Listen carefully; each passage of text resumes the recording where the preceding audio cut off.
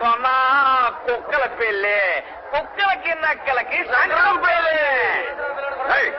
ఏంట్రా పెళ్లి పందిట్లోకి వెళ్ళట? పండి వదలకి తప్పుకోండి. ఏంట్రా వాగుతున్నావు? పచ్చని పెళ్లి పందిట్లోకి తాగొచ్చి కాలు కూతలకు వస్తావా? ఆగండి, ఎందుకు వాడిని కొడుతున్నారు? వాడు చేసిన తప్పేమిటి? మరి మీ అల్లుడు చేసినారు కదా, చెప్పండి రా. అలిసిపోయిన ప్రాణాలు చల్లబట్టడం కోసం రోజు ఎత్తగా తాగేటోళ్ళం. మా తాగుడు మాన్పించడం కోసం మా పిల్లలు మా మీదకే ఉసుకొల్పాడు. ఇంతకాడు మా సంసారాలు ఎడదీశాడు.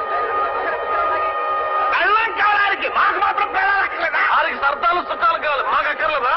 నేను కళ్ళు తాగడం అతను పెళ్లి చేసుకోవడం ఒకటేనట. అవును ఒకటే. కాకపోతే మా తాగుడు మాన్పించడానికి మా పిల్లల్ని మా నుండి ఎందుకు ఎదిరిస్తాడు? నిర్మిస్తాడు. అమ్మాయి మాత్రం ఏరుకుంటున్న పిల్లల్ని ఐపు కోసం తాగుతాం మేము. ఐపేకి పెళ్ళేస్తున్నాడు. తాగుడే కైపు అనుకుంటే మరి ఊరిని ముద్రించాలనుకోవడం కూడా కైపు కాదండి. మీరు చదువుకున్నారు, పైగా లాయర్ కూడా. చిన్నాళ్ళకి ఒకలా, చిన్నబాబుకి ఒకలా ఏంటండి? న్యాయం చెప్పండి. చెప్పేది లేదు. మీరంతా కూడ పలుకొని ఇక్కడ గొడవ చేయడానికి వచ్చినట్టున్నారు. పోలీసులను పిలిపించి మిమ్మల్ని బయటికి గెంటిస్తా. మావయ్య గారు, మీరు ఆగండి.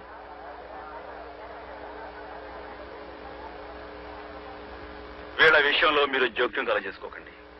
వీడొచ్చింది నాతో గొడవ పెట్టుకోవడానికి. రావును కిష్టప్ప, చెప్పండి, నాతో చెప్పండి. కొట్టకూడదు మరి. దమ్ముంటే మాటకి జవాబి. మా చేత తాగుడు మాన్పించాలి కదా మీరు.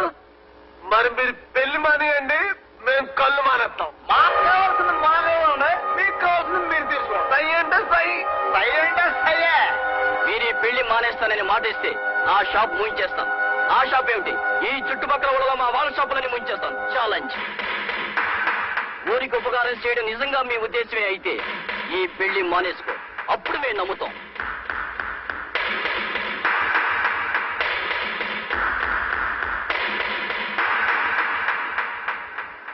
నేను సైతం వీడకు కలిసినై మూర్ఛగలు పోతాను. నేను సైతం భువన కోశకు వెర్రి గొంతు కవించి మ్రోతాను. నేను సైతం ప్రపంచాంచపు తెల్లరేకై పల్లవిస్తాను. నేను సైతం బ్రతుకు పాటకు గొంతు కలిపేను. నిలబడుతూ మేము ఆ మాట మీద నిలబడతాం. సై అంటే సై. ఇప్పుడు మీరిచ్చిన మాట ఈ ఊళ్ళో తాగేవాడు అందరి తరఫున ఇచ్చినట్టేనా?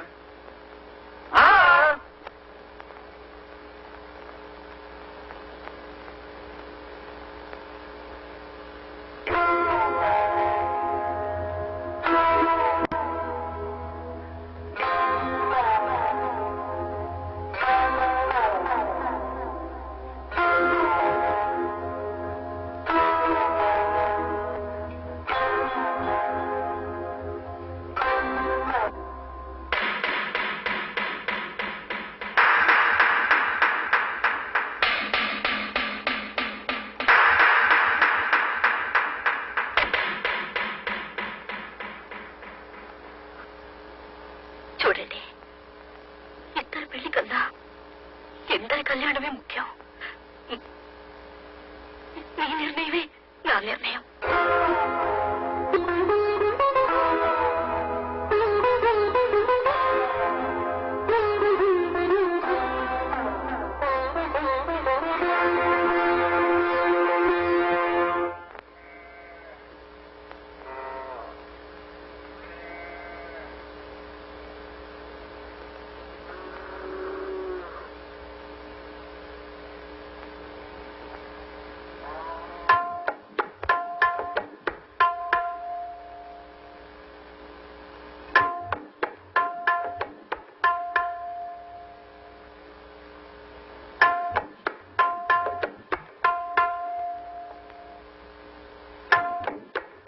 మా గాయత్రి,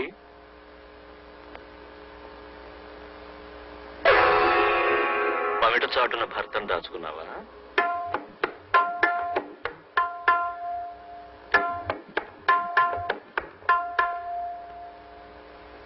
పద్ధతిగా కాసిపోసి కంచిపట్టు చీర కట్టావు, బాగుంది. జోడిగా పెళ్లికిళ్ళి వస్తున్నట్టున్నారు. అదేమో మరి పర్వాలేదు చెప్పు. మంచి హరిజన విందు పెట్టి ఉంటాడు మీ మరిది. పెళ్ళి ఎలా జరిగింది? జరగాల్సిందే కానీ జరగలేదుగా. అవును మావగారు. మీకెలా తెలిసింది? జరిగితే ఎలా జరిగిందో వినాలనుకున్నాను.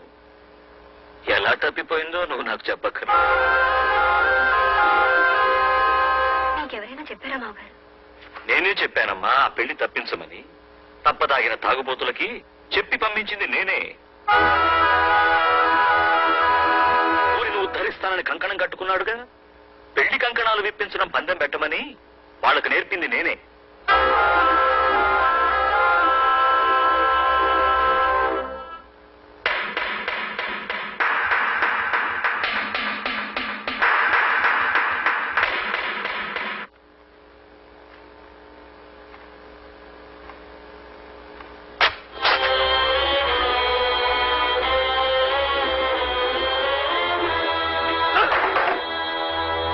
ఏమైందిరా నీకు?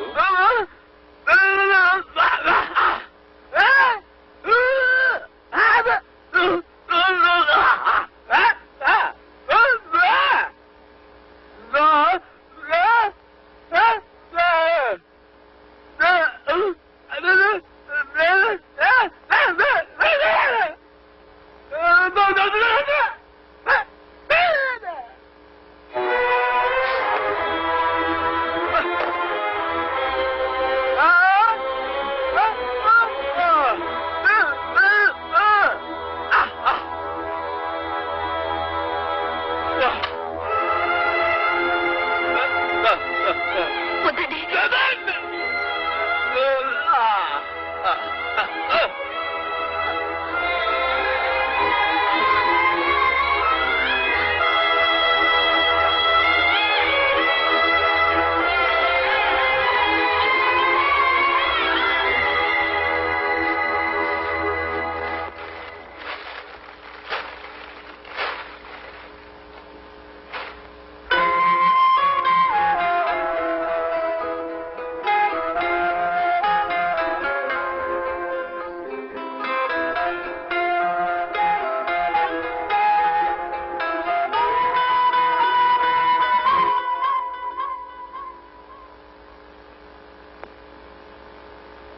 నా మీద కోపమా?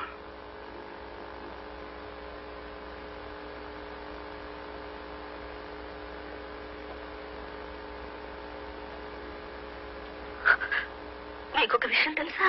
ఏమిటి? మన పెళ్లి తప్పింది కానీ ఒక బిడ్డ పుట్టబోతుంది. బిడ్డ? పుట్టబోయే బిడ్డకి పేరు కూడా పెట్టేశాను. కొంచెం అర్థమయ్యేలా చెప్పు.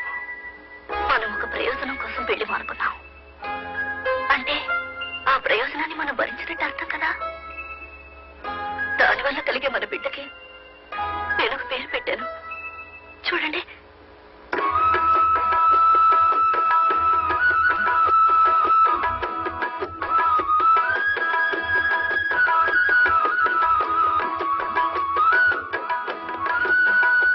ఇప్పుడు చూడు.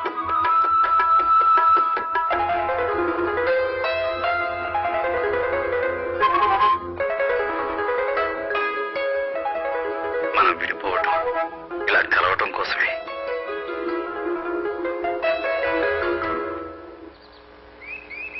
అయ్యా మీ కాళ్ళకి దండలు బాబు, దండలు.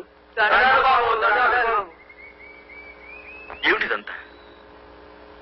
బాబు 100 మిల్లీల కోసం పెళ్లాల మిళ్ళ పుస్తలు తాకట్టు పెట్టుకున్న వాళ్ళని చూశాను. పెళ్లాల్ని అమ్ముకున్న వాళ్ళని చూశాను. కానీ ఎవరెవరినో తాగుడు మాన్పించడం కోసం పెళ్లి మోనుకున్న మహానుభావుడిని మిమ్మల్నే చూశాను. ఈ రోజు నుంచి నా సారా వ్యాపారం మానేస్తాను బాబు. వ్యవసాయం చేసుకుంటాను. నన్ను కూడా మీతో పాటు మీ యుద్ధంలో చేర్చుకోండి. ఇది యుద్ధం కదయ్యా, యజ్ఞం. మీ అబ్బాయి సాధించిన ఘనత వెనుక మీ ప్రోత్సాహం ఎంతైనా ఉందని మా అందరి అభిప్రాయం. మీరేమంటారు?